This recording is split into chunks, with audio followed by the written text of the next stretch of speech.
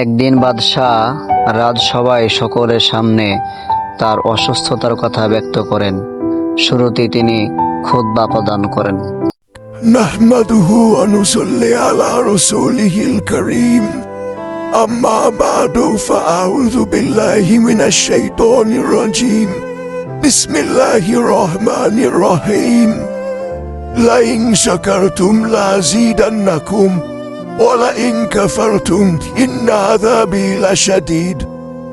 আলহামদুলিল্লাহ, আল্লাহ তাআলার দরবারে লাখো কোটি শুকরিয়া, যিনি আমাদেরকে সুস্থ সবল রেখে রাজসভায় বসার তৌফিক দান করলেন। এই জন্য মহান আল্লাহ রাব্বুল আলামিনের দরবারে সকলে শুকরিয়া আদায় করি আলহামদুলিল্লাহ, এবং সকলে রাসূল সাল্লাল্লাহু আলাইহি ওয়াসাল্লামের উপর দরুদ পড়ি। সকলে বলি সাল্লাল্লাহু আলাইহি ওয়াসাল্লাম। আপনারা সকলে অবগত আছেন যে আমি বেশ কয়েকদিন হলো কঠিন রোগে আক্রান্ত হয়েছি। দেশের অনেক চিকিৎসকদের থেকে চিকিৎসা নিয়েছি, কিন্তু তাদের চিকিৎসা আমাকে কোনো ফায়দা দেয় নাই। এই জন্য আমি চিন্তা করতেছি বাহিরে কোথাও আমার চিকিৎসা করার জন্য।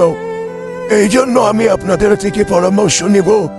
আপনাদের কাছে যদি কোনো ভালো ডাক্তারের হদিশ থাকে অবশ্যই আমাকে জানাবেন।